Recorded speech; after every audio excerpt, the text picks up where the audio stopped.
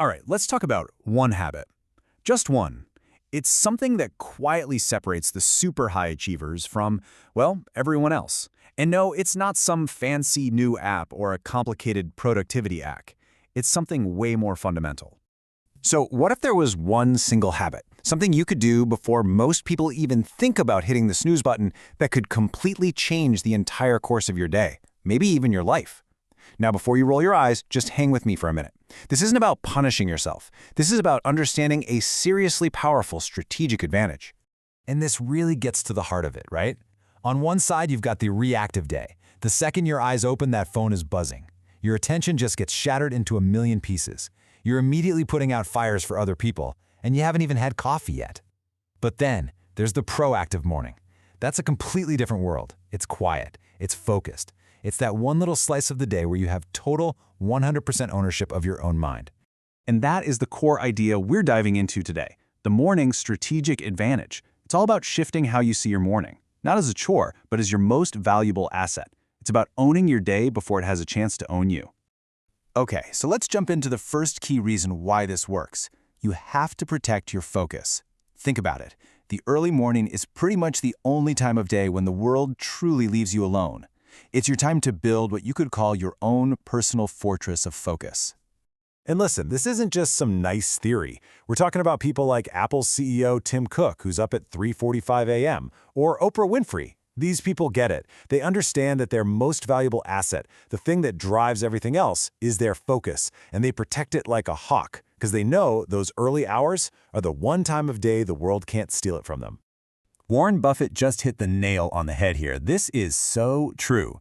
The real bottleneck for so many of us isn't a lack of talent or power. It's just a lack of quiet time to think.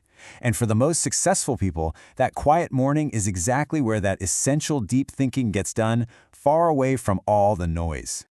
All right, on to our second big point, using your willpower wisely. This gets into the actual science of your brain and how to use your mental energy in the smartest way possible. And a great way to think about it is like managing a mental battery. So let's just quickly define willpower. It's your ability to focus, to be disciplined, and to make good decisions. And the best analogy, honestly, is the battery on your phone. You start the day fully charged, right? But every single little choice you make, big or small, drains that battery, bit by bit. And this is what that looks like in the morning.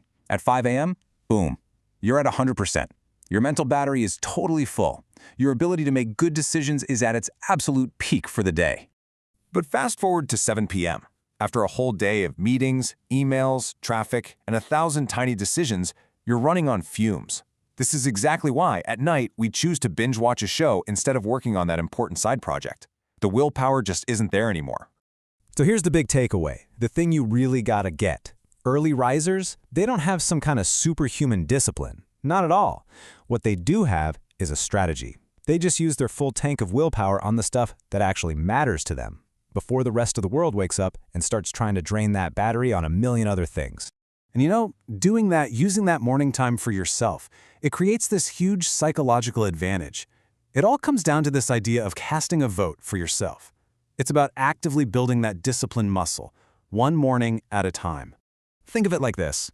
When you start your day with one intentional act, I don't care if it's exercising, reading, whatever, you're knocking over the first domino. It's a small win right out of the gate, and that win builds momentum that carries you through the entire day with more confidence and, frankly, more resilience. So maybe it's time we reframe how we see our alarm clocks. Seriously, let's stop seeing it as this enemy we have to battle every morning. See it for what it really is, a daily opportunity. It's a test. And every single time you choose to get up when every bone in your body is screaming no, you are casting a vote for the person you want to become. You're building that muscle of self-discipline. And trust me, that's the muscle that powers pretty much every other achievement in your life. All right, so we've talked a lot about the why. Now let's get practical and talk about the how. And the good news is you can start really, really small. This is not about some massive, life-altering shock to your system. So forget about trying to wake up at 4 a.m. tomorrow. Let's not do that. The challenge is so much simpler.